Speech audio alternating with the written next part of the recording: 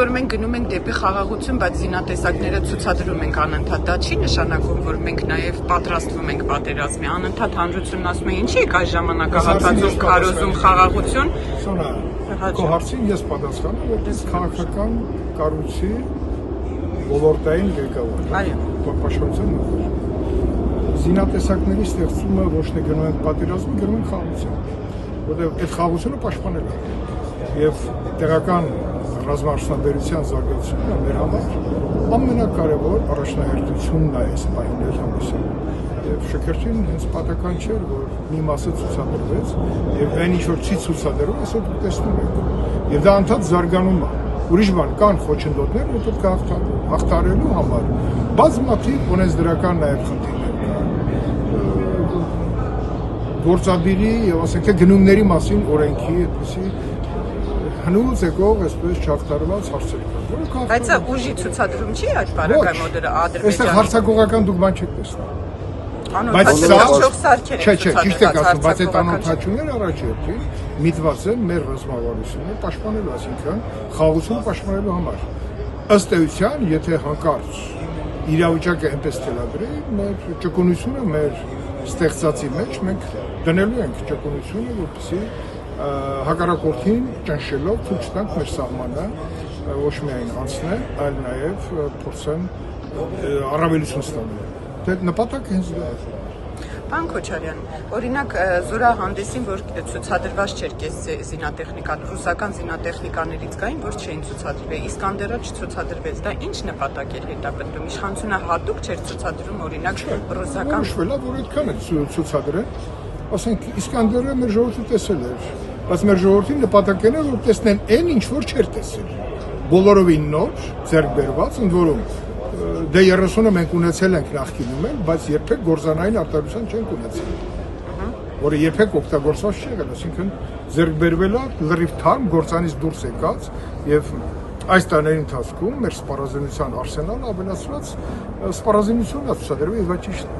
սա հաշվետվություն է, իսկ ինչ վերաբերում է ձեր ասած հին տեխնիկան եւ այլն, մենք հիմա կոնցեպտուալ առումով գնում ենք այն ուղղությամբ, նոր տեխնիկա, նոր գիտելիքներով օժտված զինվոր, հրամկազմ,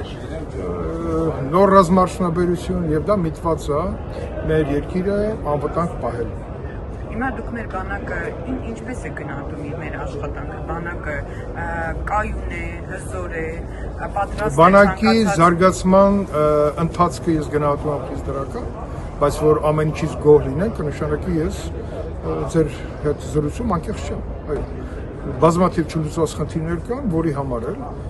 մենք պետական բոլոր կառույցները պետք է ամեն մեկը իր անելիքը օր առաջ անի։ Այն ինչ որ կարելի է այսօր անել, երբեք չի կարելի թողնել վաղվան։ Ես այս սկզբունքով միշտ ապրել եմ 90-ականներից եւ մեր սերունդը այն ժամանակ, որ բավականին երիտասարդ էր, դրամ էլ միշտ ասում են, ես ոնց եղավ, որ 94-ին դուք կարողացաք այս սակավ ռեսուրսներով պարտադրեք խաղաղություն։ Ну խաղաղությունը այն ժամանակ էլ ամբողջական խաղաղության պայմանագիր չի եղել, բայց հրադադարը պարտադրվեց։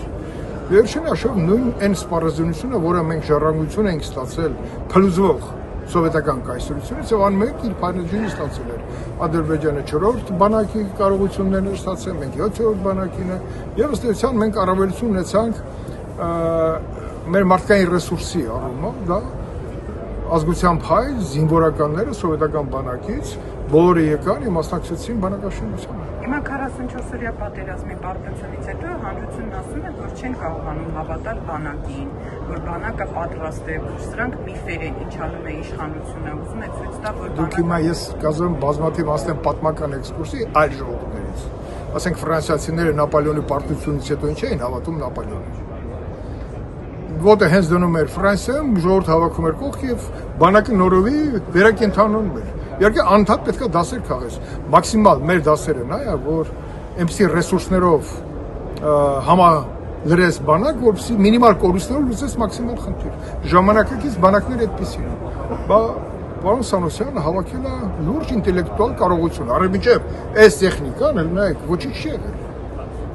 Դուք 6 տարի առաջ որ գնայիք իր մոտ, դուք տեսնեիք այդ տարածքում ոչ մի բան, բայց այս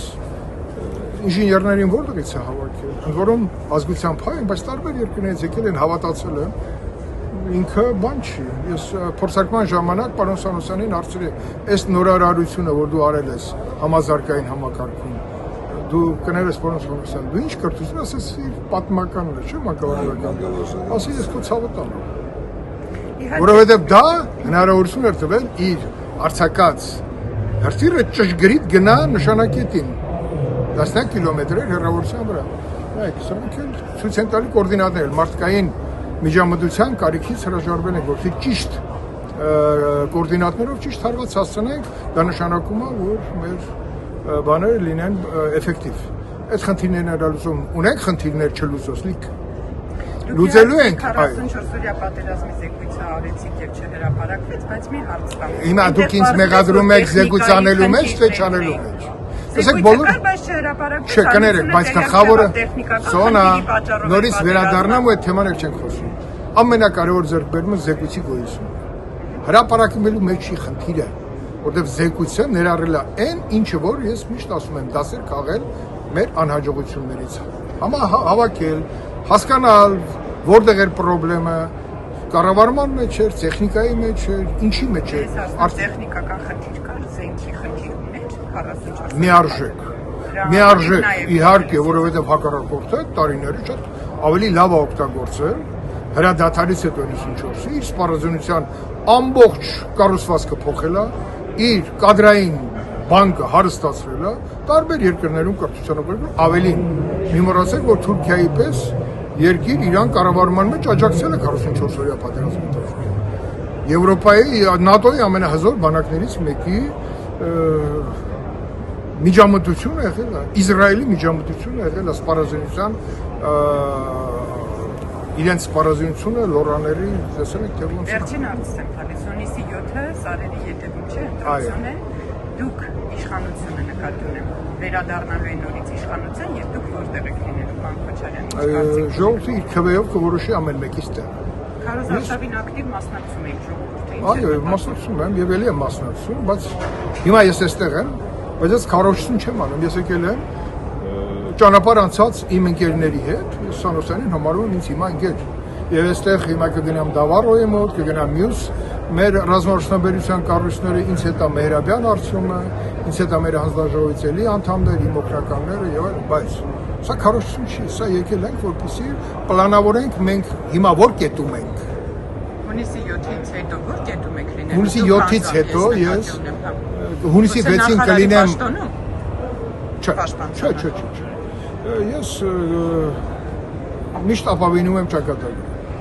որովհետև երբ որ ես Մերգելյան ինստիտուտում ինժեներ եմ, ես չգիտեի, որ դառնալու եմ ներքին գործերի փոխնախարար, հետո առաջին փոխնախարար, հետո պաշտպանության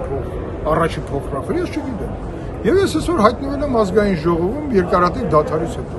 Ես 90-ականին եղել եմ իշխանության մեջ, չլինելով կուսակցական, դա էլ ասեմ ինչև հիմա։ Բայց ես ինձ տրվել է ճակատագրի բերումով հնարավորություն օգտակար լինեմ մեր երկրի անվտանգության մարմինների աջակից լինելու եւ նրանց